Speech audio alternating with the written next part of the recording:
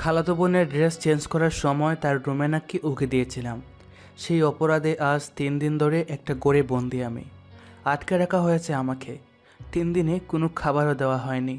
মেঘলা আমাদের বাসায় থাকে, তাই ব্যাপারটা পরিবারের মধ্যেই আছে। বাইরে ছড়ালে মেয়েটার বদনাম হতো, কিন্তু আমি এসব কিছুই করিনি।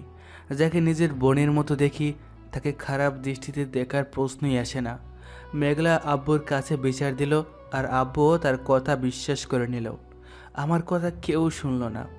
উল্টো আব্বু স্টিলের লাঠি দিয়ে মারলো আমাকে। তবে উনার চোখেও ঘৃণা। মাও বিশ্বাস করে নিয়েছে আমি এই কাজটা করেছি। ছাদের অন্ধকার ঘরটাতে হাত বেঁধে দরজায় তালা লাগিয়ে রাখা হয়েছে আমাকে।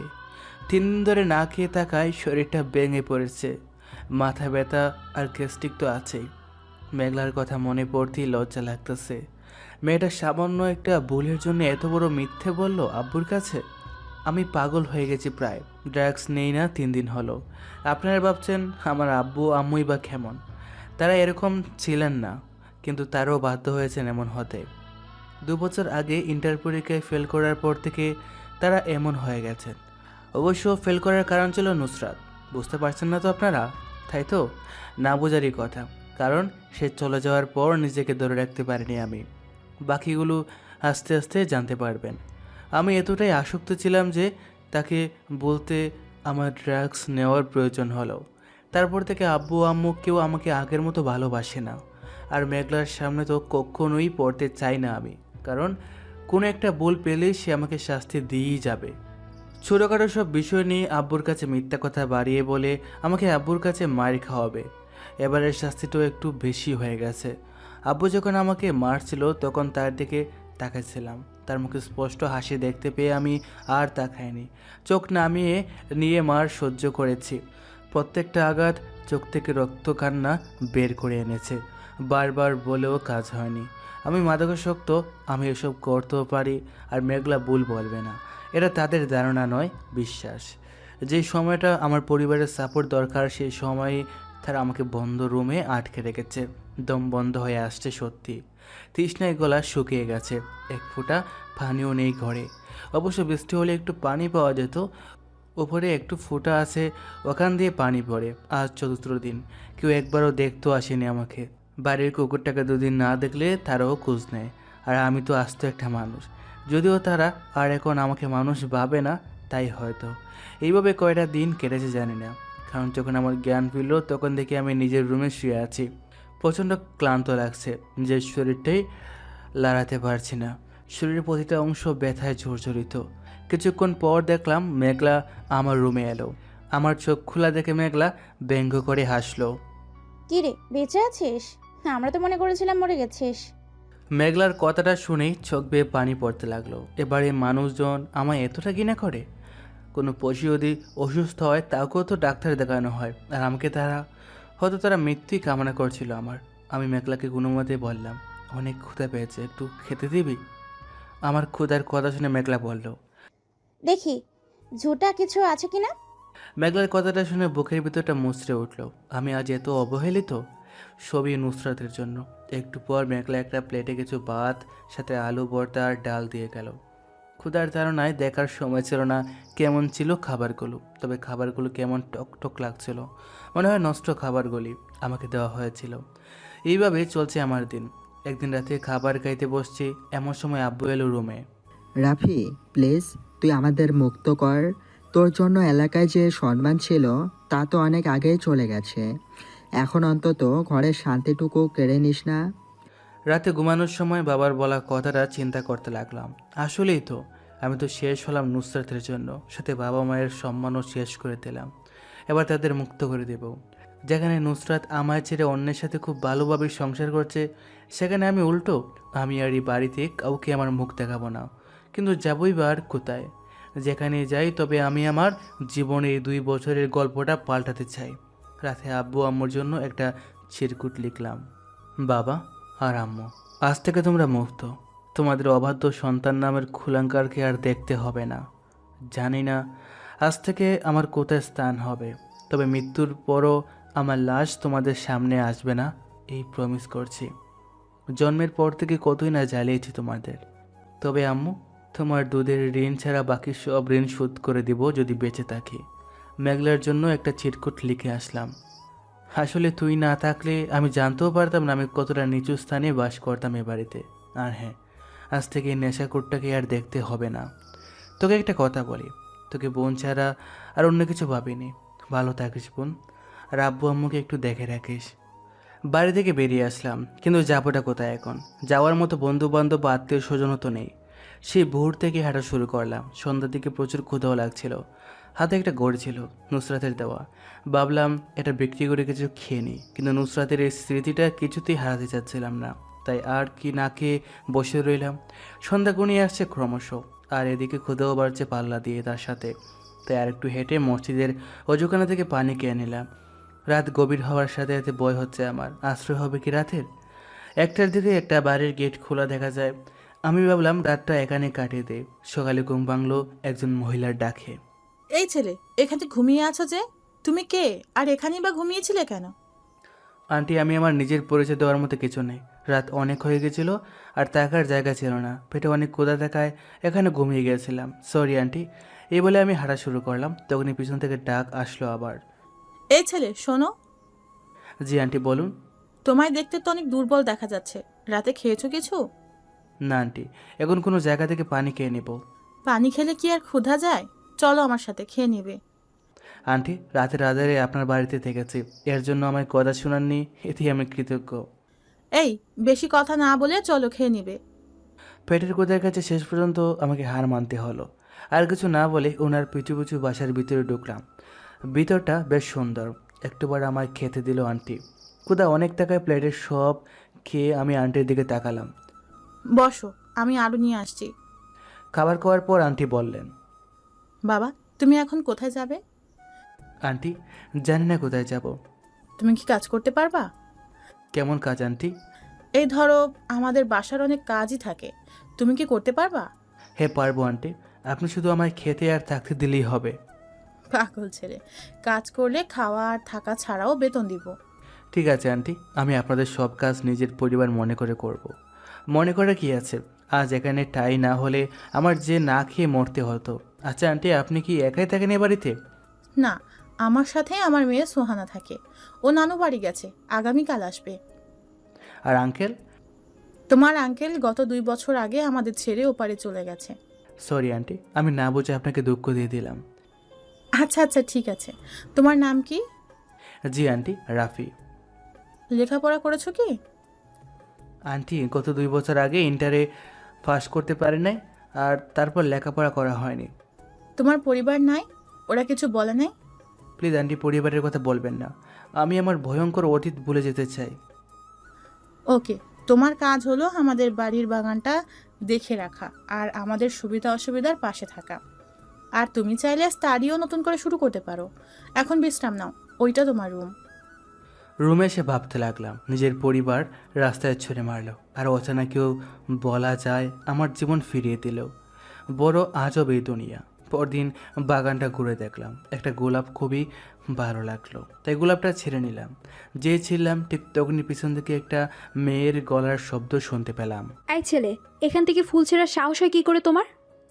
আমার ফুল আমি ছিঁড়ছি, আপনার কি? আপনার ফুল মানে? দাঁড়ান, দেখাচ্ছি আপনাকে। মানে কি বোঝাচ্ছি, বুঝেন নাই? পাগল নাকি? হুট করে এসে বলে আমার ফুল, আবার বলে দেখাচ্ছি। কি এত বড় সাহস আমায় পাগল বলা? সরি, পাগল নয়, আপনি পাগলি। আর হ্যাঁ ম্যাম, এটা ডাক্তারের চেম্বার না। বদপোলা, পিড়াইয়া মাথা ফাটামু বেশি কথা বললে। আপনাকে দেখতে তো আপেলের মতো দেখা যায়, কিন্তু ম্যাম আপনার বিহেভ এমন লেবুর মতো কেন? কি বললি? আম্মু! এই, তোর আবার কি হয়েছে? কখন আসলি?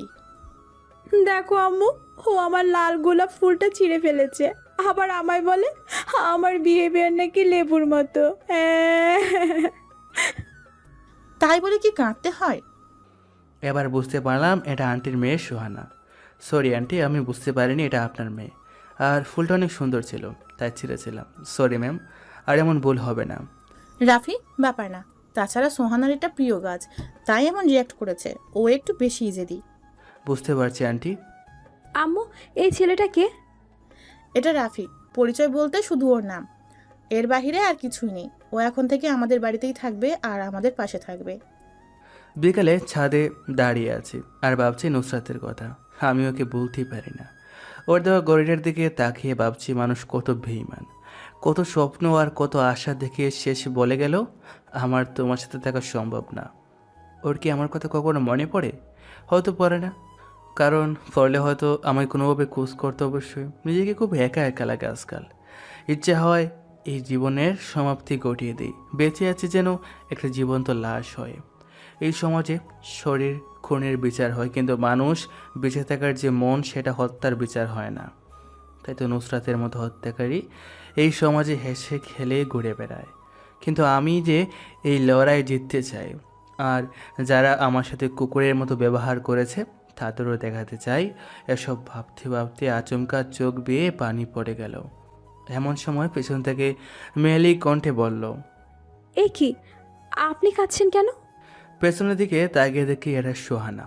আমি চোখের জল মুছে নিলাম। ম্যাম, কাঁদছি না, বিকালের আকাশ দেখছি। আই শুনেন, আমি আপনার ছোট হই, আমাকে ম্যাম নয় সোহানা ডাকবেন। আর আপনি মিথ্যে বলবেন না আমার সাথে।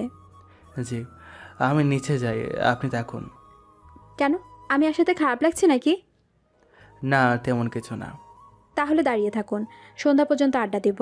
আর সকালের জন্য I am sorry. Ma'am, sorry কি আছে, আপনার জায়গা থেকে আপনি রাইট। আবার ম্যাম, সাথে আপনি? সরি। বাদ দিন, আপনি এত চুপচাপ থাকেন কেন?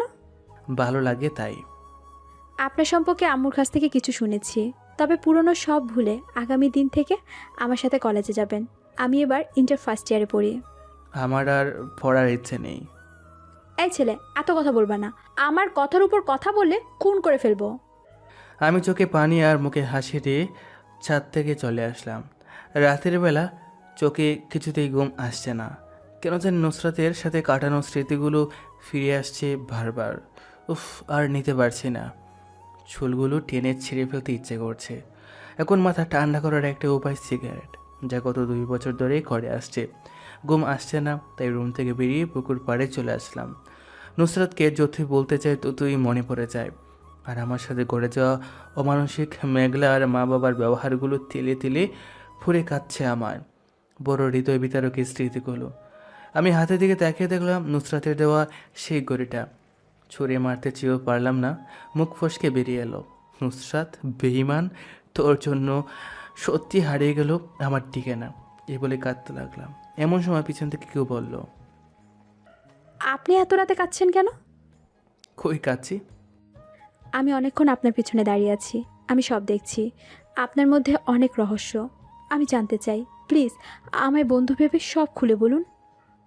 প্লিজ ম্যাম, আমায় বাড়ি থেকে চলে যেতে বাধ্য করবেন না। আমি আমার অতীত বলতে পারবো না। ওকে ঠিক আছে, কিন্তু নুসরাতকে? নুসরাতের কথা আপনি শুনলেন কখন? যখন আপনি বিড়বিড় করে বলছিলেন তখন শুনেছি এই নামটা। আমি জানি না প্লিজ, জানি শুধু দুমুঠো খেয়ে বাঁচার জন্য আপনাদের বাড়িতে পড়ে আছি।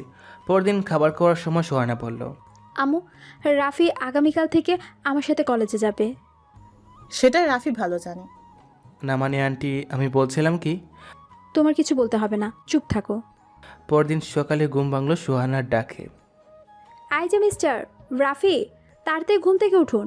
আর একটু ঘুমিয়ে নেই, তোমার বউ পেয়েছো নাকি? একটু পরপর এসে ডেকে যাব। তারপর ঘুম থেকে উঠে ফ্রেশ হতে চলে গেলাম। সকালে নাস্তার পর সোহানা জিজ্ঞেস করলো, তুমি কি রেডি? না মানে আজ না গেলে হয় না? আই ছেলে, বেশি কথা বললে গলা চেপে মারবো। জি আমি রেডি। আই, আমি কি তোর আন্টি লাগি? জিজি শুরু করেছিস কেন? না মানে এমনি। আজ থেকে ঠিকঠাকভাবে কথা বলবে, নয়তো এক খুশিতে নাক ফাটিয়ে ফেলবো। মনে মনে বললাম, এই মাইয়া কোনো দিক দিয়ে রিনা খানের থেকে কম যায় না। আই, তুমি বিড়বিড় করে কি বলছো? কই কিছু না, চলুন। এই পোশাকে যাবে? তোমার এর থেকে বেটার পোশাক নাই? না মানে ম্যাম, আমার আর পোশাক নেই। হাতের ঘড়িটা তো বেশ সুন্দর তোমার। জানি না সুন্দর কিনা, তবে এটা যতদিন থাকবে আমার হাতে তার স্মৃতি হয়ে থাকবে। তার মানে কার? কারণ ম্যাম, চলুন। আবার ম্যাম? ঠিক আছে, বিকালে শপিংয়ে যাব। তারপর দুজন রিক্সায় উঠে বসলাম। নুসরাতের পর এই প্রথম আমি অন্য কোনো মেয়ের সাথে রিক্সাতে বসলাম বা এত কাছে আসলাম। তাই আমি একটু চেপে বসার চেষ্টা করলাম যাতে দুজনের মাঝখানে অনেকটা ফাঁকা থাকে।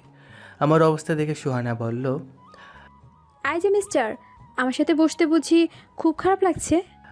আসলে তা না। তা না হলে এদিকে আসো। আমার জড়সড়ো হয়ে বসা থেকে সুহানা নিজেই আমার হাত ধরে তার দিকে টেনে নিয়ে গেল। আমি মনে মনে সুহানাকে কিছু বকা দিলাম। এই মেয়েটা এত জেদি।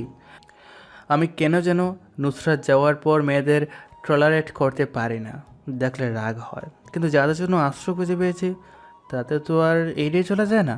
তাই চুপচাপ সোহানার সাথে বসে রইলাম। সোহানা প্রিন্সিপাল স্যারের সাথে কথা বলে সব মিটমাট করে নিল। আমাকে আর সোহানাকে একসাথে দেখে সোহানার ফ্রেন্ডরা জিজ্ঞেস করলো, এটা কে সোহানা? আমার কাজিন রাফি আমাদের সাথে এখন থেকে পড়বে, যদিও উনি আমাদের সিনিয়র। রাফি, এই চারজন আমার ফ্রেন্ড, মোহনা, রিমি, সাথী আর এ হলো নিলয়। হ্যালো, সবাই কেমন আছেন?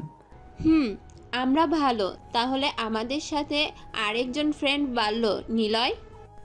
রাফি, তোমার চুলগুলো না অনেক সুন্দর। লুচু মাইয়া, তোমার কাছে তো এক ছেলের হাসি, আরেক ছেলের চুল, আরেক ছেলের স্টাইল ভালো লাগে। ওই, তুই আমার ফ্রেন্ড হয়ে এরকম বলতে পারলি? এ আসছে ন্যাকা। এই শোনো, রাফিকে বড় ভাইয়ের চোখে দেখবি। কেন, তোর কি কিছু আছে নাকি রাফির সাথে? হ্যাঁ আছে, এবার তুই রাফিরে ভাইয়ার নজরে দেখ প্লিজ। রাফি, তুমি নায়ক আরিফিন শুভকে চেনো? কেন? তোমাকে না ওর মতন লাগে কিছুটা দেখতে। ম্যাম, আমি ক্লাসে যাব, আপনারা আড্ডা দেন। এই বলে আমি চলে আসলাম। আমার সাথে সাথে সুহানাও চলে আসলো। শুরু হলো নতুন জীবন, যার নাম সংগ্রাম আর যুদ্ধ, যেখান থেকে আমি নুসরাতের শেষ কথার জবাব দেব। ও বলেছিল, আমার হবু বউ ডক্টর, তোর মতো পাগল না। ধীরে ধীরে বন্ধুত্ব হয়ে যায় সুহানার সাথে। আমি পড়া আর বাড়ির কাজ নিয়ে ব্যস্ত থাকতাম আর প্রতি রাতে কাঁদতাম। কখনো সুহানা আমার মাথায় হাত বুলিয়ে বলতো, আরে বোকা, মানুষের জীবনে যদি খারাপ সময় না যেত তাহলে মানুষ ভালোর মর্ম বুঝতো কি করে? দেখতে দেখতে কখন যে বছর চলে গেল বুঝতে পারলাম না। এখন এই পরিবারের ছেলের মতো আমি। হ্যাঁ, এরা আমায় অবহেলা করে না। আমি আজও মাঝে মাঝে সিগারেট খাই নুসরাতের কথা মনে হলে, আর আমায় এরা সোহানা নিজেই দেয়, কারণ নয়তো আমি প্রচণ্ড কান্না করি। একদিন সোহানা বলল, রাফি, আমার মাথায় হাত রেখে কথা দাও, আমি যা আজ বলবো তার ঠিক উত্তর দিবে। তুই এমন করে বলছিস মনে হয় আমি তোর কথা কখনো শুনিনি। না, আগে আমার মাথায় হাত রেখে বলতে হবে। ওকে বাবা, বল এবার কি জানতে চাস? তোর অতীত। সোহানার মুখে অতীত শব্দটা শুনে আমার হাসি খুশি মুখটা ফ্যাকাশ হয়ে গেল। স্ট্যাচু হয়ে গেলি কেন? তুই কিন্তু আমার মাথা ছুঁয়ে কথা দিয়েছিস। এই সোহানা, এটা ভুলে জানা। তুই বলবি না, তাই তো? বলার মতো আছি বাকি। ছোটোবেলা থেকে আমি বাবা মায়ের আদরের সন্তান ছিলাম। রাজপুত্রের মতো আবির্ভাব বলা যায়। স্কুলে ভালো ছাত্র হিসাবে সবাই খুব আদর করতো। আর এভাবেই কেটে যায় আমার স্কুল লাইফ। গোল্ডেন A+ নিয়ে কলেজে ভর্তি হই। স্বাভাবিকভাবেই রোমাঞ্চিত ছিলাম কলেজের প্রথম দিন। সেই দিন আমার চোখ আটকে যায় একটা মেয়ের ওপর। নীল 3 পিস পরা ছিল মেয়েটা। তার সৌন্দর্য যেন নীল কালারটা আরেকটা ধাপ বাড়িয়ে দিয়েছিল। কেটে যায় প্রথম দিন, আর এইভাবেই পরদিন মেয়েটাকে আমাদের ক্লাসে দেখি। কেন যেন অনিচ্ছা সত্ত্বেও বারবার ওর দিকে চোখ পড়ে যাচ্ছিল। এর মধ্যে একবার দুজনের চোখাচোখিও হয়ে গেল। তারপর আমি লজ্জায় নিচের দিকে চোখ নামিয়ে নিলাম। তারপর থেকে এইভাবে চলতো। আমি শুধু ওর দিকে ফেল করে তাকিয়ে থাকতাম। যখন ও আমার দিকে তাকাতো আমি চোখ নিচু করে নিতাম। রোজকার রুটিন বাঁধা ছিল এসব। একদিন আমার এই রুটিনে জল ঢেলে দিল মেয়েটা। আমি ওর দিকে তাকাতেই ওর রেগে গেল। এই ছেলে, তুমি আমায় চেনো? আপনি আমাদের ক্লাসের? চুপ, আর আমার দিকে তাকাবেন না। 1 মাস ধরে লক্ষ্য করছি আপনি আমার দিকে তাকিয়ে থাকেন। আমি কিছু না বলে মাথা নিচু করে রইলাম। সেদিন থেকে আমি ওকে দেখলে মাথা নিচু করে নিতাম। এর মাঝে আমার একটা ছেলে বন্ধু হয়েছিল। ও তেমন পড়তো না। ওর অ্যাসাইনমেন্টগুলো আমিই করে দিতাম। সেই সুবাদে সে আমার ভালো বন্ধু ছিল। ওর নাম ছিল রাশেদ। খুব দুষ্টু ছিল, অনেক প্রেম করতো। আমি যখন মেয়েটাকে দেখতাম ওই দিনের পর থেকে তখনই মাথা নিচু করে নিতাম, অথবা পথ চেঞ্জ করে নিতাম। একদিন আমি আর রাশেদ বসে আছি, তো উনি মেয়েটা আসলো। রাশেদ ভাই, আপনার বন্ধু হাবলাটাকে আপনি কিছু শেখাতে পারেন না? কেন, তোমার মনে কি ওর জন্য ঘন্টা বাজছে নাকি? আমার না, আপনার বন্ধুর বাজে, কিন্তু ভয়ে বেচারা বলার সাহসটুকু পর্যন্ত পায় না। কি রে দোস্ত, তলে তলে এত কিছু আর আমি জানি না? আরে তেমন কিছু না। এই ছেলে, আমার নাম জানো? না, জানা হয়নি। নাম জানো না, আবার প্রেম করতে চাও? আমি নুসরাত। পরদিন ক্লাসে যেতেই নুসরাত এগিয়ে এলো। রাফি, তুমি কি আমায় ভালোবাসো? আমি কিছু না বলে চুপচাপ রইলাম। তোমার মতো হাবার আর প্রেম করা লাগবে না। এই বলে নুসরাত চলে যেতে লাগলেই আমি নুসরাতের হাত ধরে বলি, ভালোবাসি, বড্ড ভালোবাসি তোমায়। সেই থেকে শুরু আমাদের প্রেম। ক্লাসে আর চোখে দেখা সবাইকে ফাঁকি দিয়ে প্রেম করা, আর অন্য সব জুটির মতো আমরা সিনেমা, ফুচকা, রিক্সা করে ঘুরে বেড়ানো, রেল লাইনের পাশ দিয়ে দুজনে দুজনের হাত ধরে চলা, কিছুই বাদ যায়নি। দিন যত যাওয়া শুরু করলো, ভালোবাসা তত বাড়তে লাগলো। দুজন দুজনের জন্য নেশাক্ত হয়ে উঠলাম। একদিন ক্লাস ফাঁকি দিয়ে দুজন মেলায় ঘুরতে গেলাম। আমি নুসরাতকে 2 ডজন নীল ছুরি কিনে দিলাম, আর নুসরাত আমায় একটা গড়ি গিফট করলো। নুসরাত গড়িটা পরিয়ে দিল আমার হাতে। রাফি, আমি যদি মরে যাই, তারপরও যেন আমার এই ঘড়িটা তোমার থেকে না হারাই। এটা আমার ভালোবাসার চিহ্ন। এটা তোমার হাতে থাকলে মনে করবে আমি তোমার সাথে আছি। সেদিন আমি কিছু না বলে নুসরাতকে জড়িয়ে ধরে কাঁদি। নুসরাত আমার চোখের পানি মুছে দিয়ে নিজেও কেঁদে দেয়। এই পাগল, কাঁদিস কেন? মনে রাখবি, আমার হৃৎপিণ্ড যতদিন চলবে ততদিন আমি তোর। দ্বিতীয় বর্ষের টেস্ট এক্সামের প্রথম দিন আগে নুসরাত আমায় ডাকলো। রাফি, একটা কথা বলবো, তোমায় রাখবা? আমি কি কখনো তোমার কথা ফেলেছি? আগে আমার মাথায় হাত রেখে বলো, আমার এই কথাটা রাখবা? বলো, শুনবো। মাথায় হাত রেখে। তুমি আমায় ভুলে যাও। নুসরাতের কথা শুনে আমি ওর মাথা থেকে হাত সরে নিলাম। প্লিজ নুসরাত, এমন কিছু বলো না। তুমি চাইলে আমায় খুন করতে পারো, কিন্তু আমার ছেড়ে যেও না। রাফি, আমি আমার কথা বলে দিয়েছি। আমার বাবা মা আমার বিয়ে ঠিক করে ফেলেছেন। আমি চাই না তুমি আমার সাথে যোগাযোগ করো। এই বলে নুসরাত চলে যায়, আর আমি জ্ঞানহীন পাগলের মতো গাছের মাঝে বোবার মতো বসে পড়ি। আমার মুখ থেকে কিছুই বের হচ্ছে না, বুকের ভেতরটা দুমড়ে মুচড়ে যাচ্ছিল। সন্ধ্যায় বাসায় ফিরলাম, আর পড়ার দিকে মন বসছে না। তাই আম্মুর থেকে 1000 টাকা চেয়ে নিলাম, আর আমি পুরো টাকার সিগারেট কিনে নিয়ে আসলাম। সারাটা রাত ছাদে বসে সিগারেটের ধোঁয়া উড়িয়েছি, আর পাগলের মতো হেসেছি, আবার কেঁদেছি। হঠাৎ করে তখন অসুস্থ হয়ে পড়ায় এক্সামে আমি 10 মার্কের উপর আনসার করতে পারি নাই। নুসরাত সম্পূর্ণভাবে আমার সাথে যোগাযোগ বন্ধ করে দিল। আমি 3 দিন পর ওর বাসার সামনে যাই। ওর বাসার সামনে যেতে ও আরও রেগে যায়। রাফি, তুমি চলে যাও প্লিজ। 3 দিন পর আমার বিয়ে, আমার জীবনটা নষ্ট করো না। আমি হাসতে হাসতে বললাম, আর আমার জীবনের যে গতিরোধ থামিয়ে দিয়েছ, কি অধিকার আছে তোমার আমার জীবনটা নষ্ট করার? প্লিজ নুসরাত, আমার ছেড়ে যেও না তুমি। রাফি, আমি আমার ডিসিশন আগে জানিয়ে দিয়েছি। নুসরাত এই বলে চলে গেল। আমি দাঁড়িয়েছিলাম নুসরাত যদি একবার ফিরে আসে সে আশায়। একটু পরে তুমুল বৃষ্টি শুরু হলো। আমি এক পাও নড়িনি নুসরাত ফিরে আসবে সে আশায়। কিন্তু সন্ধ্যা কনিয়ে আসলে আমি বাসায় চলে আসি। সেদিন রাতে খুব জ্বর হয়। আমার জ্ঞান ফেরার পর আম্মু বলেছিল আমি নাকি 2 দিন অজ্ঞান ছিলাম। এর মাঝে পরিবারের সবাই জেনে যায় নুসরাতের কথা। নুসরাতের আব্বু নাকি বাসায় এসে ওয়ার্নিং দিয়ে গিয়েছিল, আমি যদি আর নুসরাতকে ডিস্টার্ব করি তবে খুব খারাপ হবে। আম্মু আমাকে অনেক বোঝালো নুসরাতকে বলে যেতে, কিন্তু আমি কিছুদিন নুসরাতকে বলতে পারি না। আগামীকাল নুসরাতের বিয়ে, আমি তাই আবার নুসরাতের বাড়িতে গেলাম। নুসরাত অপমান করলো, যা ইচ্ছা তাই বলল, আর বলল, আমার হবু বর ডক্টর, তুই পাগল। তোর হাত ধরে আমি বেরিয়ে যাব কোন দুঃখে। খুব আঘাত লাগছিল ওর কথায়, তাই ওর গলা চেপে ধরলাম। বললাম, ফিরিয়ে দে আমার সব দিনগুলো, আমার ভালোবাসা, আমার আবেগ, আমার অনুভূতিগুলো। ঠিক তখনই পিছন থেকে কে যেন আমার মাথায় আঘাত করে। জ্ঞান ফিরতে দেখে আমার পাশে পুলিশ দাঁড়ানো। আমি বললাম, আপনারা?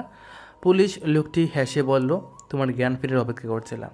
তারপরে আমার জেলে নিয়ে যাওয়া হয়। আমি আমার অপরাধ জানতে চাইলে পুলিশ লোকটি বলে হত্যার চেষ্টা, ধর্ষণের সাথে চুরির অভিযোগ আছে আমার নামে। আর এর প্রধান সাক্ষী নুসরাত, সে নিজে এসে অভিযোগ করে গেছে। তারপর কীভাবে যেন আব্বু 1 সপ্তাহের মাঝে আমার জামিন করে নিল। তবে এই 1 সপ্তাহ জানুয়ারির মতো আমার নির্যাতন করেছিল পুলিশ। জেল থেকে বের করে আব্বু আমায় সেদিন চোর মেরে বলেছিল, একটা মেয়ের জন্য আমার মান সম্মান সব শেষ করে দিলি। আমি কিছু না বলে চুপ করেছিলাম। তারপর বাড়ি ফিরে আম্মু আমায় দেখে বলল, তোকে বারণ করেছিলাম না যেতে? এত ভালোবাসা দেখালি, কই তোর ভালোবাসার মানুষ? সেদিন নুসরাতের যত ছবি ছিল সব ছেড়েছিলাম। ভেবেছিলাম যেখানে বাবা মাকে সম্মানের জায়গায় অসম্মানে ঠেলে দিয়েছি, এই মুখ আর দেখাবো না। সেদিন আমি 3বার আত্মহত্যা করতে গিয়েও পারিনি। প্রতিবার নুসরাতের সেই হাসি মুখটার সামনে বেশি আসতো। তারপরের দিনগুলো কেটেছিল জেলের থেকেও খারাপভাবে। মানুষ আমায় আর আমার পরিবারকে নানান কথা বলতো। আব্বু রাতে এসে কান্না করতো, আর কোনো দিন আমায় খুব মারতো। আম্মু অসুস্থ হয়ে পড়ে, তাই মেঘলাকে মানে আমার খালাতো বোন আমাদের বাড়িতে নিয়ে আসে ওকে। কলেজে তো যাওয়া বন্ধ, যেদিন নুসরাতের বাড়িতে গিয়েছিলাম সেদিন থেকে। আব্বু আমায় কলেজে নিয়ে গেলে প্রিন্সিপাল স্যার অপমান করে বের করে দেয়। তার উপর টেস্ট এক্সাম সব ফেল। সভাপতির সাথে আব্বুর ভালো সম্পর্ক ছিল, অনেকে বুঝিয়ে আমার এক্সাম দেওয়ার সুযোগ করে দেয়, কিন্তু আমি ফেল করে বসি। তখন পর্যন্ত নেশা আমি গোপনে করতাম। যেদিন রেজাল্ট দিয়েছিল সেদিন আব্বু এত মেরেছিল বলতে পারবো না।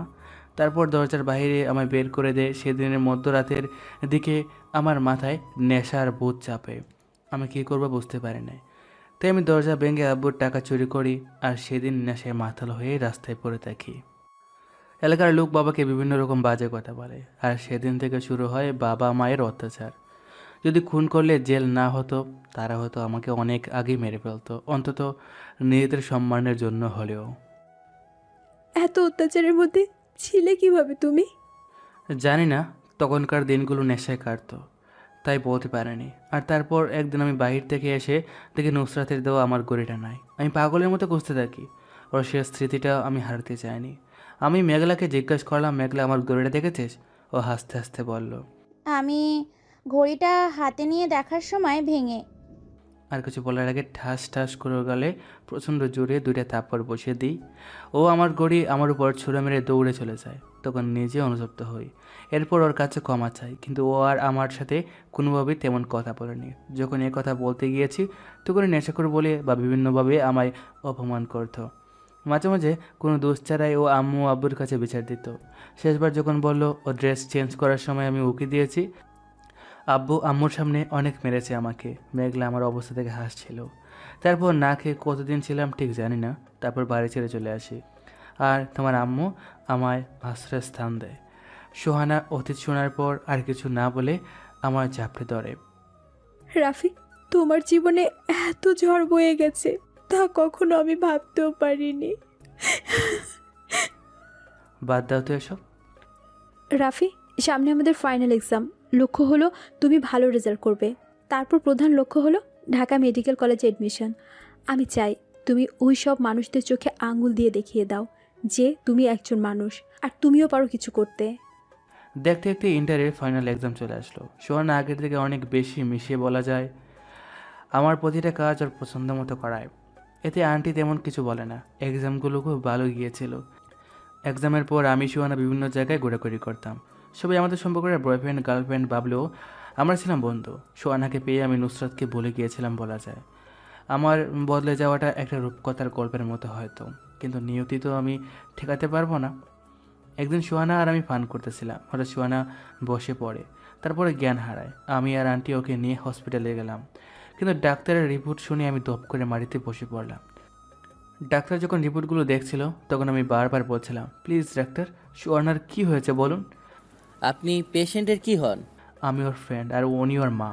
দেখুন, খুব একটা সুখবর নেই, আল্লাহ ভালোই জানেন। তবে রিপোর্ট অনুযায়ী মেয়েটি আর বেশি দিন বাঁচবে না বলে মনে হয় না, কারণ ওর ব্লাড ক্যান্সার। ডাক্তারের কথা শুনে আমি দপ করে মাটিতে বসে পড়লাম, আর আন্টি মাথা ঘুরে পড়ে গেল। তারপর ডাক্তার আন্টিকে একটা কেবিনে ভর্তি করে নিল। একটু পর ডাক্তার আমাকে ডাকলো। তোমার আন্টির জন্য O+ রক্ত দরকার। আমার তো বি পজিটিভ, তাহলে এখন কি করবো ডাক্তার? তুমি দেখো কোথা থেকে ম্যানেজ করতে পারো কি না, আমিও ট্রাই করছি। আমি বেরিয়ে পড়লাম ব্লাডের সন্ধানে, কিন্তু কোথাও পেলাম না। আমার চোখ বেয়ে পানি পড়ছে। যারা আমার জীবন দিল বিপদের দিনে, আমি তাদের কিছু দিতে পারলাম না। মাথাটা ব্যথা শুরু করে দিয়েছে। ঠিক এমন সময় কারো কণ্ঠে থমকে গেলাম। রাফি, তুই এখানে? পিছনে তাকিয়ে অবাক হয়ে যায়, কারণ ও মেঘলা ছিল। আগের থেকে এমন জানি দেখতে পাল্টে গেছে মেঘলা। আমি ওর সামনে দাঁড়াতে চাচ্ছিলাম না, তাই চলে আসতে লাগলাম। এমন সময় মেঘলা ছুটে এসে আমার হাত ধরলো। রাফি, তুই কই ছিলি? অনেক কিছু বদলে গেছে এই বছরগুলায়, তোকে অনেক কিছু বলার আছে। কোন সাহসে একজন নেশাখোরের হাত ধরেছিস? এক জটকায় হাতটা মেঘলা হাত থেকে ছাড়িয়ে নিলাম আর মেঘলার সামনের দিকে চলে আসলাম। ডাক্তার আমাদেরকে বলল ব্লাড ম্যানেজ হয়ে গেছে। রাতে আন্টির জ্ঞান পেল। আমি আন্টিকে বসতে সাহায্য করলাম। আন্টি চিন্তা করবেন না, আল্লাহ নিশ্চয়ই আমাদের কাছ থেকে এমনভাবে সোয়ানাকে নিয়ে যাবে না। আন্টি আমায় ধরে চিৎকার করতে লাগলো। সোয়ানার এখনো জ্ঞান ফিরেনি। আন্টি পাগলামো করছিল। সোয়ানার এই অবস্থায় আমার ভিতরটা ফেটে যাচ্ছে, কিন্তু আন্টির সামনে প্রকাশও করতে পারছি না, এতে আন্টি আরও ভেঙে পড়বে। আমি ডাক্তারকে অনেক বলে সোয়ানার কেবিনে ঢুকলাম, ওর হাতটা ধরলাম। আমাকে বাঁচতে শিখিয়ে নিজে চলে যাচ্ছিস? এত স্বার্থপর তো তুই ছিলি না। চোখ থেকে পড়া নোনা জলগুলো যেন আজ সাক্ষী হয়ে রইল সোয়ানাকে ছাড়া আমার লাইফটা এগুলো অনেকটা অসম্ভব। 3 দিন পর সোয়ানাকে নিয়ে বাড়ি ফিরলাম। সোয়ানাকে দেখে আন্টি কাঁদে, আমি নীরবে কাঁদি। সোয়ানা আমাদের অবস্থা দিয়ে কিছুটা বুঝতে পারে যে ওর সাথে খারাপ কিছু হয়েছে। রাফি, তুই আর আম্মু কি আমার সাথে কিছু লুকানোর চেষ্টা করছিস? ওই তোর আমাকে সন্দেহ হলো? ভালোই তো, আমি আজ তোর কাছে মিথ্যা বলি। রাফি, তাই না? কেন জানি আমার মন বলছে আমার বড় কিছু হয়েছে। আমি আর বাঁচবো না বেশি দিন। সোয়ানার কথা শুনে আমি আর স্থির থাকতে পারলাম না। শক্ত করে বুকে জড়িয়ে দিলাম সোয়ানাকে। আর কখনো এমন কথা মুখে নিলে তোর সামনে আমার জীবন শেষ হবে। এই পাগল, কাঁদছিস কেন? তোর চোখের পানি একদম সহ্য করতে পারি না। আচ্ছা বল, আর কয়েকদিন পর তোর রেজাল্ট দিবে, তখন তুই কোথায় এডমিশন নিবি? তুই যেখানে নিস। ধুর পাগল, তুই জানিস আমার চোখে শুধু তোর স্বপ্নগুলো ভাসে।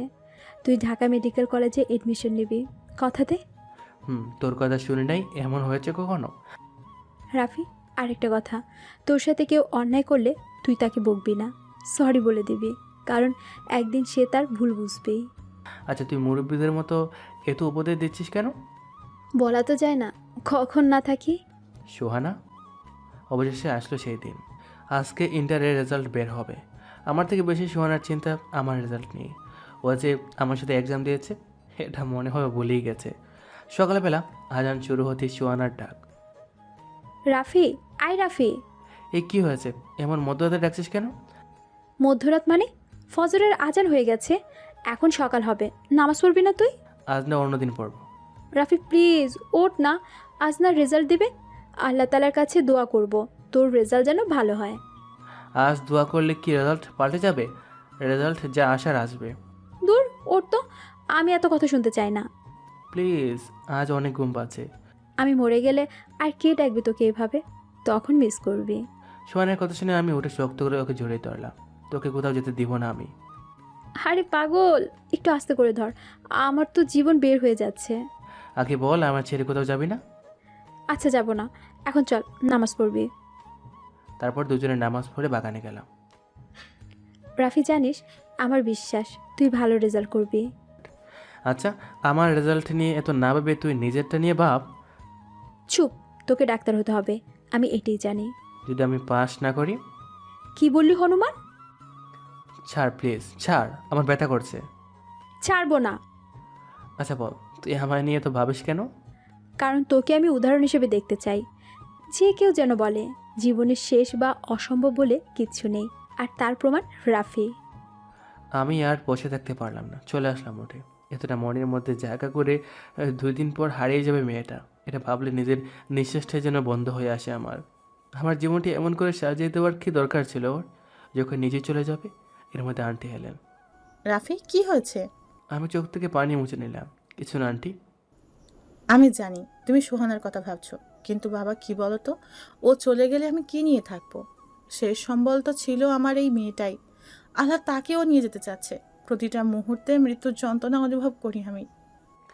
আন্টি এমনভাবে কাঁদবেন না। সোহানা আমাদের মাঝে যে কয়দিন আছে একদম বুঝতে দেওয়া যাবে না এটা যে ওর শেষ সময়। এই কয়টা দিন আমরা ওর অনেক খেয়াল রাখবো। দুপুর 12টা সোহানা এসে বলল, রাফি দেখ তো ইন্টারনেটের রেজাল্ট বের হয়েছে কিনা। এখনই পাওয়া যাবে। তাড়াতাড়ি দেখ। আরে বাবা, দেখবো তো, তুই তো পাগল হচ্ছিস কেন? আচ্ছা রাফি, তুই ডক্টর হওয়ার পর প্রথম কার চিকিৎসা করবি? তোর মাথায় কি সারাদিন শুধু আমাকে নিয়ে চিন্তা দেখে? বিয়ের পর তো তোর জামাই তোর 3 বেলা নিয়ম করে পিটানি দিবে। গাধারাম, এবার দয়া করে রেজাল্টগুলো দেখুন, আর আমায় উদ্ধার করুন। আমাকে আবার একটা জায়গায় যেতে হবে। কোথায় যাবি? তোর কাছে সব কিছুর কৈফিয়ত দিতে পারবো না। আমি একটা বই পেয়ে রেজাল্ট দেখলাম, তবে আমারটা না সোহানারটা। ওর রেজাল্ট ভালোই হয়েছে, 4.80। এখন ভয় করছে আমারটা দেখার সময়। আল্লাহ জানে কি হয়। এই রেজাল্টটার সাথে কত কিছু জড়িত, বিশেষ করে সোহানা, ওর সম্মান আর খুশি দুইটাই মিশে আছে এর সাথে। হ্যাঁ, আমার রেজাল্ট সোহানার কথা মতোই হলো। আমি গোল্ডেন এ প্লাস পেয়েছি। আমার রেজাল্ট দেখে সোহানা আমার জড়িয়ে ধরে কান্না করে দিল। আজকের মতো খুশি আমি এর আগে কোনোদিন হইনি। চল, আমাদের একটা জায়গা যেতে হবে। এখন আবার কোথায় যাবি? আমি মানত করেছিলাম তুই যদি গোল্ডেন এ প্লাস পেয়ে পাশ করিস তাহলে আমি এতিম বাচ্চাদের খাওয়াবো। আমি কি বলবো ভেবে পাচ্ছি না মেয়েটার এত উদারতা দেখে। একটা মানুষ কী করে এত উদার মনের মানুষ হতে পারে, সেটা এই পরিবারে না আসলে বুঝতেই পারতাম না। তারপর সন্ধ্যায় আমি আর সোহানা বের হলাম। ও এতিম বাচ্চাদের খাবার দিচ্ছে আর আমি পাশে দাঁড়িয়ে আছি। রাফি, জানিস এই বাচ্চাদের মুখে হাসিটা দেখলে কেন জানি মনটা ভালো হয়ে যায়। তারপর থেকে শুরু হয় সোহানার আমার উপর শাসন। পড়া ছাড়া আর অন্য কিছুর সুযোগ নেই। আমি সোহানার হাত ধরলাম। সোহানা, তুই নাগার থেকে অনেক সুন্দর হয়ে গেছিস। মনে হয় আমি তোর প্রেমে পড়ে যাব। যে হারি দিন দিন সুন্দর হচ্ছিস। তাই না? তা আমার এত গুণগান গাওয়ার মতলবটা কি জানতে পারি? হুম। আরে এত পরে কি করুম, চল ঘুরে আসি। আমি জানতাম আপনি এমন আবদার করবেন, কিন্তু স্যার আপনার ছুটি তখনই হবে। তারপর থেকে আমার শুরু হলো ঢাকা মেডিকেল কলেজে ভর্তির টার্গেট। দিন দিন সোহানার উপর আমার মায়া বেড়ে যাচ্ছে। আমার পাশে থেকে বিনা স্বার্থে বন্ধুত্বের হাত বাড়িয়ে মেয়েটা কত দূর পৌঁছে দিয়েছে আমায়। এই বন্ধুটা চলে যাবে ভাবতে পারিনি। ও প্রতিটা দিন এমনভাবে আমার কেয়ার নেয়, আমি ওর মাঝে হারিয়ে যাই। হ্যাঁ, আমি ঢাকা মেডিকেল কলেজে চান্স পেয়ে যাই, যার পুরো কৃতিত্ব সোহানার, যে কিনা আমায় এই পর্যন্ত পৌঁছে দিয়েছে। তে আজ বাসা যেতে ওর পছন্দের আইসক্রিম আর সাথে মিষ্টি নিয়ে বাসায় আসলাম। বাসায় এসে দেখি সোহানা কান্না করছে। কিরে, কান্না করছিস কেন? তোমাকে কতগুলো ফোন দিয়েছি, ফোনগুলো রিসিভ করিস না কেন? তাই বলে তুই কান্না করবি? আমার চিন্তা হয় না বুঝি? ও, আমার চিন্তা আবার তোর কি আসে যায়? তাই তো, আমার কোনো কিছু যায় আসে না। যা, আর কখনো তোর কাছে আসবই না। জানিস আজ কত চিন্তা হচ্ছিল, সারাটা দিন না খেয়ে আছি, আর তুই একটা বড় ফোন ধরলি না। কি বললি তুই? এখনও খাবার খাসনি? সোহানা ঠোঁট বাঁকা করে বলল। না। আমি ওর সাথে সাথে দমক দিয়ে উঠলাম। তারপর দিয়ে দাঁতগুলো ফেলে দিতে মন চায়। তুই আমায় আবার বকা দিচ্ছিস? যা, খাবই না। তারপর আমি সোহানাকে খাইয়ে দিতে লাগলাম। আমাদের সম্পর্কটা যে কেউ দেখলে বলবে স্বামী স্ত্রীর সম্পর্ক। শুধু দুরুমে ঘুমাই দুজনে, বাকি সব কিছু একসাথে, বলা যায় এক সুতি বাঁধা দুটি প্রাণ। খাওয়ার মাঝে সোহানা বলল, রাফি, তোর ভর্তির কি হলো? রাফি মুখটা কালো করে ফেলল। সোহানা রাফির মুখ ওপরে তুলে বলে, তুই চান্স পাস নেই বুঝি? আরে বোকা, সবাই কি ডক্টর হবে এমন কোনো কথা আছে নাকি? মন খারাপ করিস না। এই এত বেশি বুঝিস কেন? আমি কি বলছি তোকে যে আমি সুযোগ পাইনি? আমি তোর এতদিনের ধারণ করা স্বপ্ন, আশা আর বিশ্বাস ভাঙতে পারি? সোহানা কেঁদে দিয়ে রাফিকে জড়িয়ে ধরে। জানিস আল্লাহ তোর মাঝে আমার স্বপ্নগুলো পূরণ করে দেয়। আজ আমি অনেক খুশি রে।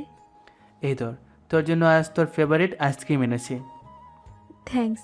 তোর বউ এতগুলো লাকি হবে কেন যে নুসরাত গেল? আমি রাগ দেখিয়ে উঠে গেলাম। সোহানা আমার পেছন থেকে চোখ ধরে ফেললো। মহারাজ বুঝি আমার সাথে কথা বলবে না? তুই এমন কেন? তোর চুয়াতে সব রাগ চলেছে। এভাবে চলছে দিন। আমি আর সোহানা আর গভীরভাবে জড়িয়ে যাচ্ছি। ঠিক 6 মাস পর কলেজ থেকে বন্ধুদের সাথে বের হয়েছি ঘুরতে। তখনই সামনে পড়ে যায় নুসরাত। প্রায় 5 বছর পর প্রিয় মুখটার দেখা মিলল। কিছুক্ষণ তাকিয়ে থাকতে থেকে বন্ধুরা বলল, কী রে, দাঁড়িয়ে পড়লি কেন? চল। তোরা যা, আমি আসছি। ওরা চলে যাওয়ার পর নুসরাত আমার সামনে আসলো। চেহারার সৌন্দর্য আগের মতো নেই কিছুই, মুখটা একদম শুকিয়ে গেছে। আমার সামনে সে জিজ্ঞেস করলো, কেমন আছো রাফি? থাকছিল একটা হাসি দিলাম ওর দিকে তাকিয়ে। কেন ভাবছেন কবে আমার জেল থেকে ছাড়া পেলাম? নাকি আবার কোনো দর্শন বা অন্য কিছুর অভিযোগ তুলবেন নাকি? একটা দীর্ঘশ্বাস ফেলে নুসরাত আমার দিকে তাকালো। সেদিনের করা পাপে আমার কপালে জোটে এক ধর্ষক, যে কিনা রাতের ক্ষুধা আমার শরীরে মিটাতো আর দিনে অন্য কারোর সাথে। ডাক্তার বর, আর কোথা কি বলেছিলে? আমি তো পাগল। হ্যাঁ, তখন যদি বুঝতাম পাগলটা আমার জন্য পাগল ছিল। কি পেলাম বাবার কথাই? তোমায় অবহেলা আর পুলিশ কেস করে বিয়ের প্রায় 6 মাস ভালোই কাটছিল। তারপর আর আমার সৌন্দর্য তার কাছে ভালো লাগে না। সে বাসায় মেয়ে নিয়ে আসতো, আমার সামনে ওদের সাথে নোংরামি করতো আর ওদের বলতো আমি কাজের মেয়ে। প্রায় ওর সাথে ঝগড়া করতাম। ও আমার গলা চেপে ধরে বলতো, আমি কি তোকে পূজা করার জন্য বিয়ে করেছি? এখন তোর রূপ ভালো লাগছে না, তখন তোর রূপ ভালো লাগছিল করেছি, এখন লাগে না তাই তোকে ছুঁয়ো না। আমার তখন খুব করে মনে পড়তো তোমার সাথে কাটানোর সময়গুলো, যেখানে আমায় এতদিন পেয়েও রূপের দিকে নয় মনের দিকে তাকাতে। তারপর রাতে দিনে কাঁদতাম। বাবাকে বলে, বাবা বলে ছেলে মানুষ এমন করেই। অন্য মেয়েদের যখন বাসায় এনে নোংরামি করতো আর বলতো আমি কাজে মেয়ে, তখন নিজেকে শেষ করে দিতে ইচ্ছে হতো। তারপর আমি কয়েকবার আত্মহত্যাও করতে গিয়েছিলাম, কিন্তু সবসময় মনে হতো ওর মতো একটা জানোয়ারের জন্য কেন আমার জীবনটা নষ্ট করব। তারপর বাড়ি থেকে আমি চলে আসি, লজ্জায় বাবার বাড়িও যায়নি। আজ স্থান আমার পতিতালয়। আমি একটা হাসি দিয়ে বললাম, এই নাও 1000 টাকা, আমি কোনো রাতে আসবো না। আর হ্যাঁ, তোমার মতো মেয়ের জীবনে এর থেকে ভালো আর কিছুই হতে পারে না। রাফি প্লিজ আমায় ক্ষমা করে দাও, ক্ষমা করে দাও আমায়। ক্ষমা? এই বলে চলে আসলাম ওর সামনে থেকে। মনটা আজ কেন যেন অন্যরকম লাগছে। বাসায় ফিরে সোয়ানাকে বললাম আজকের পুরো ঘটনা। আল্লাহ কিছু পাপের শাস্তি দুনিয়াতে দেয়, আবার কিছু আখেরাতে। কিছুদিন পর হঠাৎ সোয়ানার বুকে ব্যথা শুরু হয় প্রচণ্ডভাবে। তারপর তাকে হসপিটালে নিয়ে গেলাম। হসপিটালে নিয়ে যাওয়ার পর সোয়ানাকে ডাক্তার আইসিইউতে নিয়ে গেলেন। আন্টি আমার জড়িয়ে কান্না করতে লাগলেন। আমি বললাম, আন্টি বর্ষা রাখুন, সব ঠিক হয়ে যাবে। আমি আড়ালে গিয়ে কাঁদতে লাগলাম। আন্টিকে কী সান্ত্বনা দেব? আমি নিজে যে মেনে নিতে পারছি না সোয়ানার এই অবস্থা। ওর নিষ্পাপ হাসিটা আর সাথে মিষ্টির শাসনটা তো ছিল আমার রোজকার অভ্যাস। আল্লাহ, তুমি সোয়ানাকে আমার জীবনের বদলে হলেও ফিরিয়ে দাও। বসে বসে ভাবছি সোয়ানার সাথে কাটানো খুনসুটির সময়গুলো। প্রতিটা দিন যেন ওর খুনসুটি ছাড়া কাটতই না। এমন সময় পেছন থেকে কেউ ডাক দিল, রাফি। পেছনে তাকিয়ে দেখি হুইল চেয়ারে বসে আছে আমার মা, আর সাথে আছে মেঘলা। ভেতরটা মোচড় দিয়ে উঠল আম্মুর এই অবস্থা থেকে। আগের থেকে কত রোগা হয়ে গেছে উনি, আর সাথে দেখা যাচ্ছে হুইল চেয়ারে হাঁটতেও পারে না মনে হয়। এমন সময় মেঘলা আম্মুকে আমার সামনে নিয়ে আসলো। আমি অন্যদিকে মুখ ঘুরে নিলাম।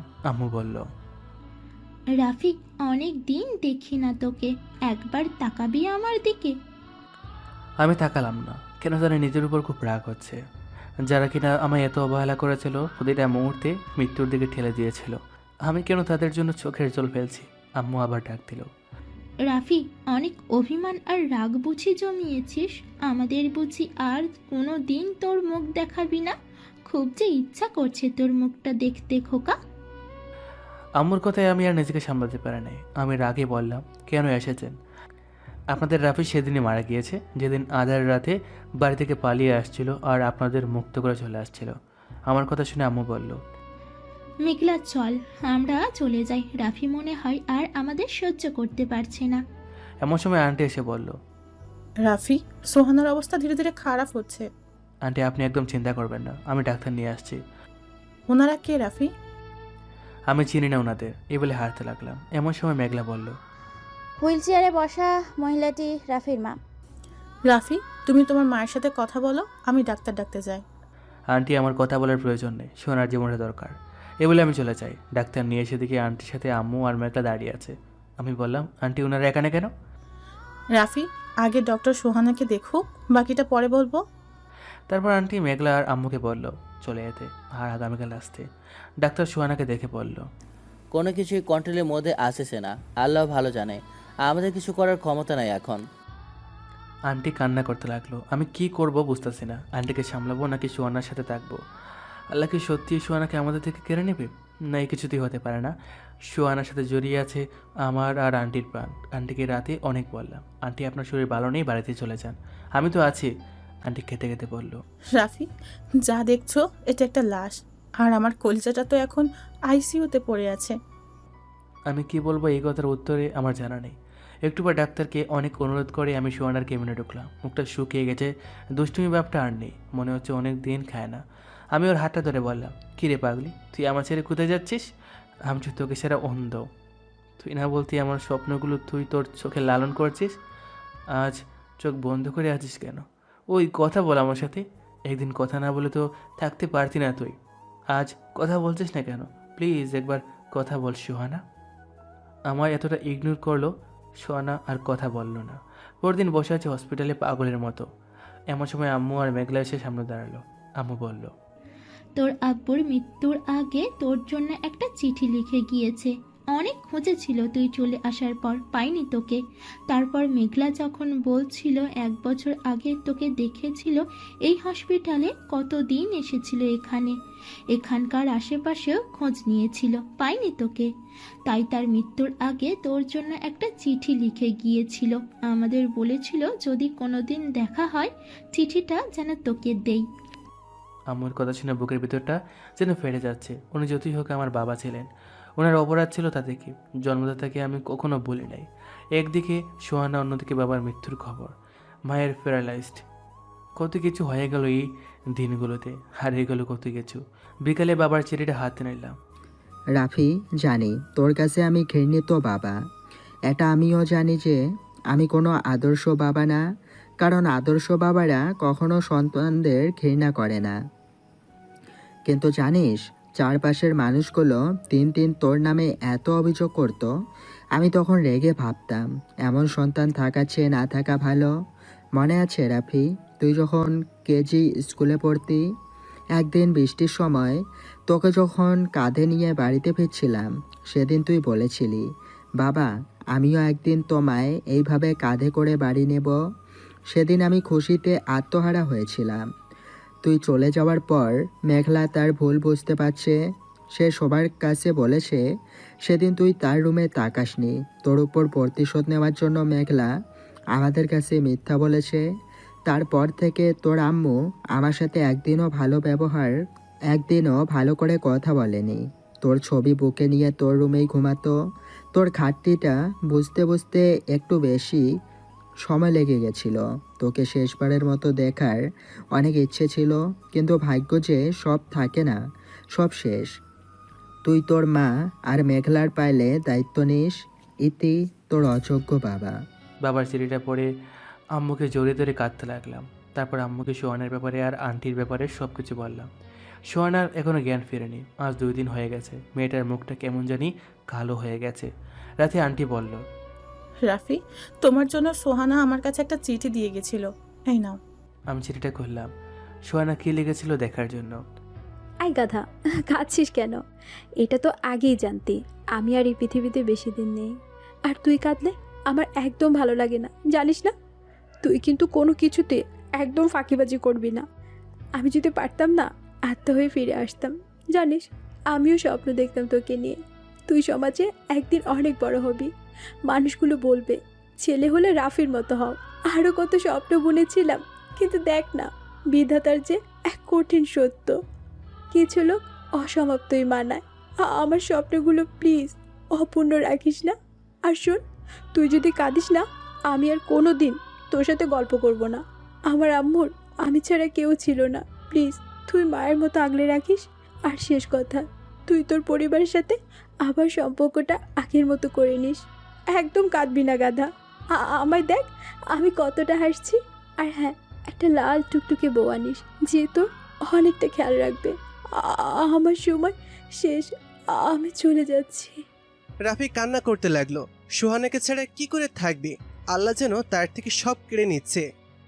ডাক্তার রাফি, আমি যতদূর জানি আপনি নতুন, কিন্তু আজ আপনি এমনভাবে কাজ করলেন বোঝাই যায়নি আপনি আজই জয়েন করেছেন।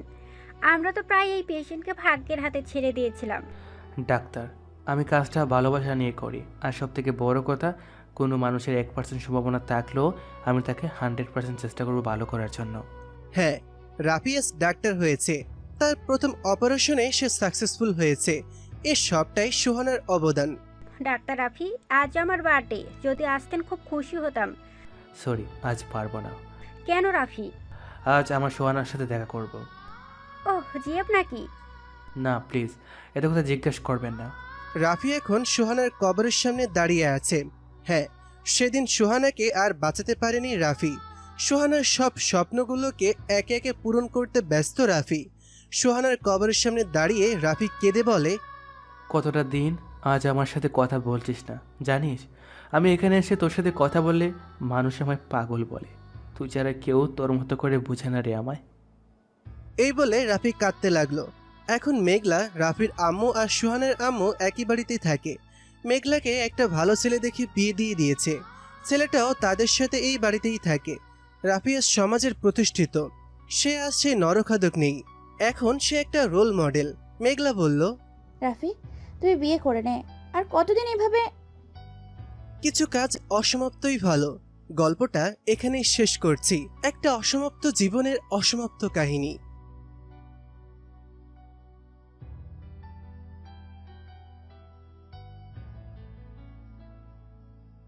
সিমলা যেহেতু প্রথমবারের মতো ইন্টারন্যাশনাল ফ্লাইটে উঠছিল, তাই সে খুব রিকোয়েস্ট করেছিল যেন ককপিটে একবার সে যেতে পারে। বিমানের জানালা দিয়ে সে আকাশ থেকে নিচের দৃশ্য দেখতে পারলেও তার খুব ইচ্ছা হয়েছিল ককপিট থেকে বিমানের সামনেটা দেখতে কেমন তা উপভোগ করার। তার এই ইচ্ছা পূরণ হলে সে ককপিটে প্রবেশ করে, কিন্তু ককপিটে প্রবেশ করে পাইলটের সাথে দেখা হতেই তার মাথায় যেন আকাশ ভেঙে পড়ে। পাইলটের সিটে কে বসে আছে? তাকে কি সিমলা চেনে? গল্পটি শুরু আজ থেকে প্রায় কয়েক বছর আগে। ঢাকা শহরের কোটিপতি বিজনেসম্যানের একমাত্র আদরের মেয়ে সিমলা সবেমাত্র ইউনিভার্সিটিতে ভর্তি হয়েছে। সে পটুয়াখালী বিজ্ঞান ও প্রযুক্তি বিশ্ববিদ্যালয়ে অনার্স করছে। তার বাবা মার অনেক স্বপ্ন ছিল সে ভালো কোনো পাবলিক বিশ্ববিদ্যালয়ে পড়বে। যদিও তার নিজের ইচ্ছা ছিল সে যে ঢাকাতে কোনো বিশ্ববিদ্যালয়ে পড়বে, হোক সেটা পাবলিক অথবা প্রাইভেট। ঢাকা শহরে ছোট থেকে বড় হয়েছে মেয়েটি, তাই কোনোভাবেই এই শহর ছেড়ে বাইরে গিয়ে থাকতে হবে এই কথা সে ভাবতেও পারেনি। কিন্তু যখন সে পটুয়াখালী বিশ্ববিদ্যালয়ে চান্স পায়, তখন তার বাবা মায়ের ইচ্ছা পূরণ করার জন্য সে ঢাকাতে থাকার ইচ্ছা ত্যাগ করে এবং পটুয়াখালীতেই ভর্তি হয়। কিন্তু সে দৃঢ় প্রতিজ্ঞ ছিল কোনো মতে 4টা বছর পার করে পড়াশোনা শেষ হলেই সে ঢাকাতে আসবে। সে মাঝে মাঝে ছুটি পেলে ঢাকাতে চলে আসতো, বন্ধুদের সাথে ঘুরতো, আড্ডা দিত কিংবা শপিং করত।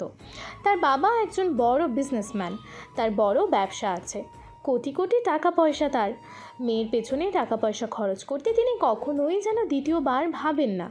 তবে মেয়েটি যে ছোট থেকে ঢাকাতে বড় হয়েছে, এখন পটুয়াখালীতে কিভাবে থাকবে সে চিন্তা মিস্টার আজিজ করেননি। তিনি চেয়েছিলেন মেয়েকে একটি পাবলিক বিশ্ববিদ্যালয়ে পড়াতে। সেজন্য যদি মেয়েকে ঢাকার বাইরে থাকতে হয় 4-5 বছর, তাতেও তিনি কোনো অসুবিধা দেখেন না। এ নিয়ে যদিও তার মেয়ের সাথে তার ভীষণ বনিবনা হয়েছে, কিন্তু মেয়েকে খুশি রাখতে তিনি মাঝে মাঝেই মেয়ে ঢাকাতে আসলে হাত খরচের জন্য টাকা দিতে কৃপণতা করতেন না। তিনি তার মেয়েকে অনেক বেশি ভালোবাসতেন।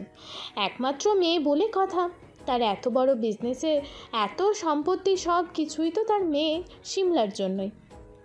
এদিকে মেয়ের মা কখনোই তার স্বামীর ওপরে কোনো সিদ্ধান্ত নিতে পারেননি, তাই মেয়ের জন্য মিসেস আজিজের মন কেমন করলেও তিনি কখনোই স্বামী সিদ্ধান্তে বাধা দেননি।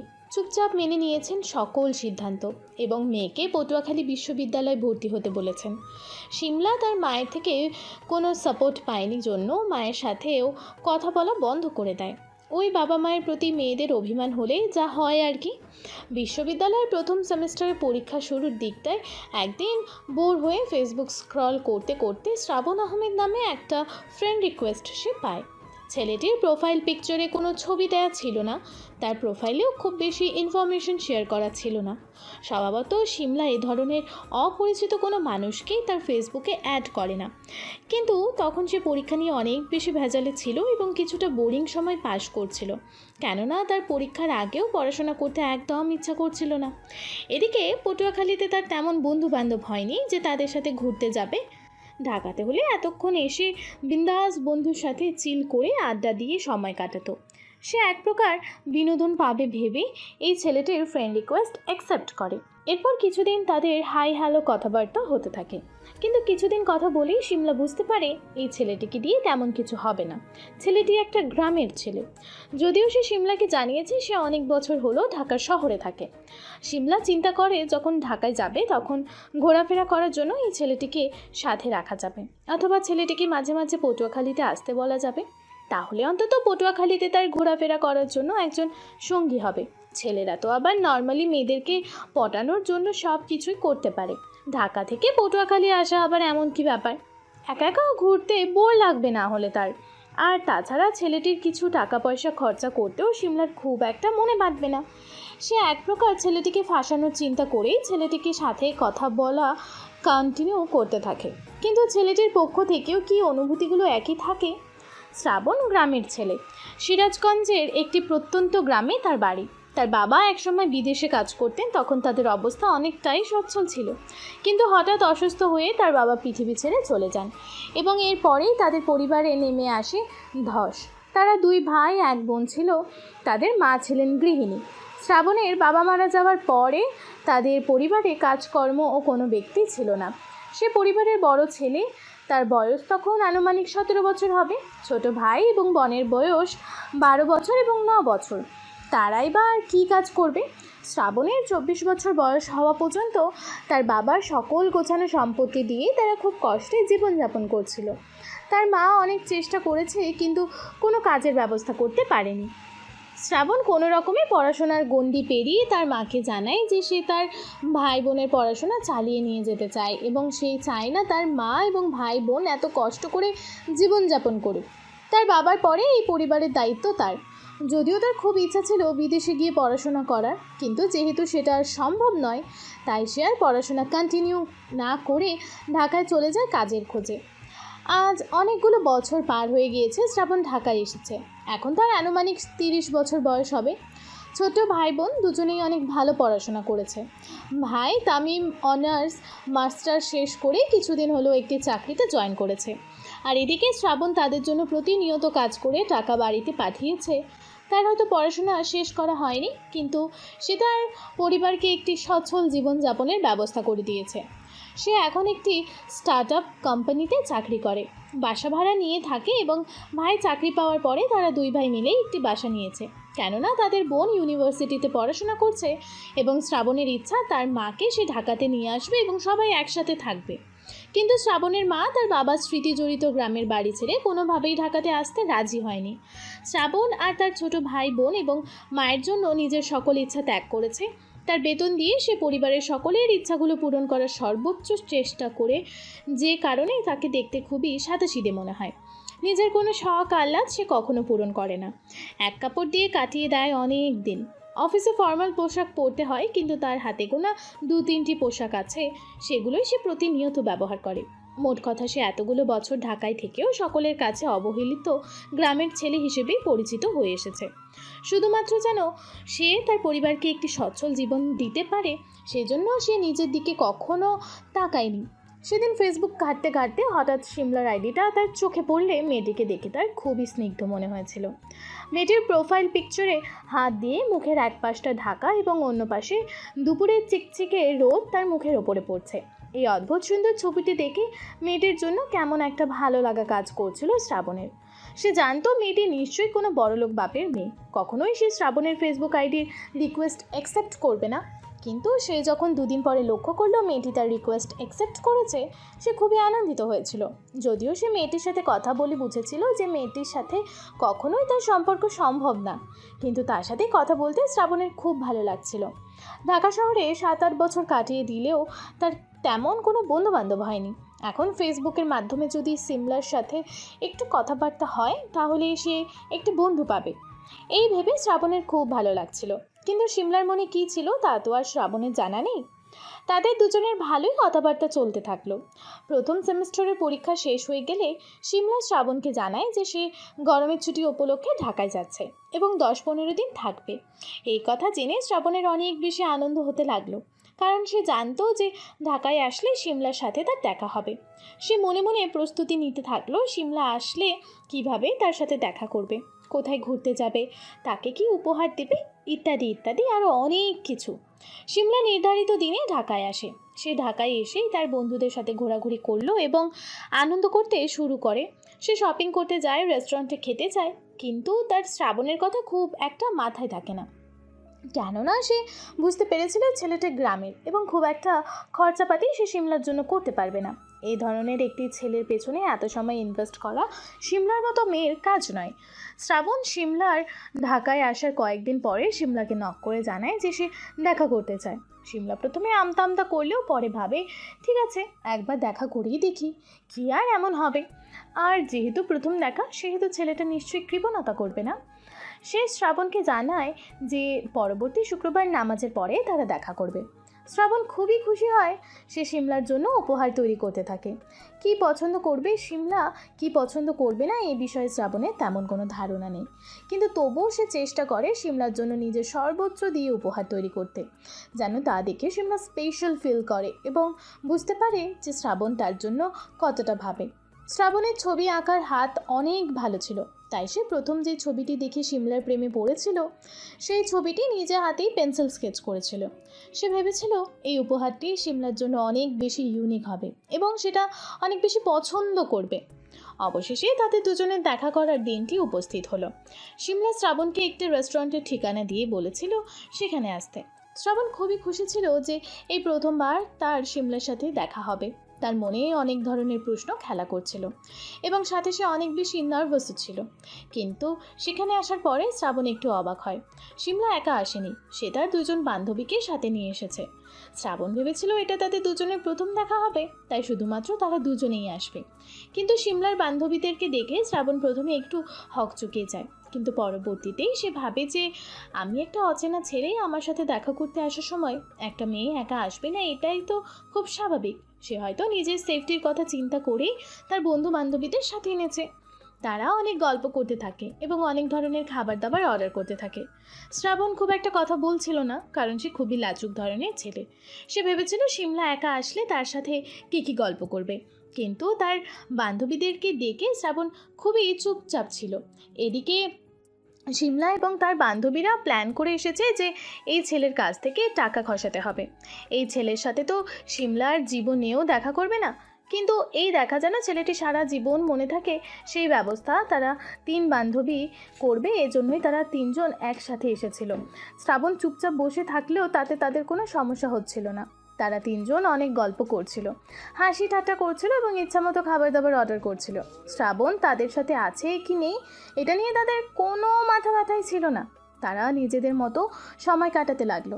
শ্রাবণ খুবই মনে কষ্ট পেল, কিন্তু পরবর্তীতে আবার মনে হলো যে এরপরে যখন সিমলার সাথে দেখা হবে তখন নিশ্চয়ই সে একাই আসবে এবং তখন তারা অনেক গল্প করতে এবং ঘুরতে পারবে।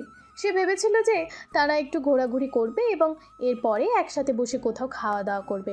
তার পকেটের অবস্থাটাও খুব বেশি ভালো না, কিন্তু সিমলা এবং তার বান্ধবীরা এক জায়গাতেই বসে আছে এবং তারা নিজেদের মতো সময় কাটাচ্ছে, অনেক খাবার দাবার অর্ডার করছে। শ্রাবণের এখন একটু টেনশন হতে লাগলো, সে কি এই এক্সপেন্সিভ রেস্টুরেন্টের বিল পে করতে পারবে? নিশ্চয়ই তাদের প্রথম দেখা সে কোনোভাবে সিমলা বা তার বান্ধবীদের বিল পে করতে দিতে পারে না, এটা ছেলে হিসেবে তার দায়িত্ব। 2-3 দিন আগেই সে স্যালারি পেয়েছে, বাড়িতে এখনও টাকা পাঠানো হয়নি। সে মনে মনে ভাবলো পছন্দের মানুষের জন্য তো এতটুকুও করতেই পারে। সে অনুমতি নিয়ে বাইরে গেল এবং টাকা তুলে নিয়ে আসলো। প্রায় 3-4 ঘন্টা পরে তাদের আড্ডা শেষ হলো এবং তারা রেস্টুরেন্ট থেকে বের হওয়ার জন্য প্রস্তুতি নিল। শ্রাবণ দেখতে পেল প্রায় 4000 টাকা বিল এসেছে। এই টাকায় তার 1 মাস চলে যায়। মাকে টাকা পাঠিয়ে ভাই বোনের পড়াশোনার খরচপাতি দেওয়ার পরে তার নিজের বলে হয়তো 2-3 হাজার টাকাই থাকে।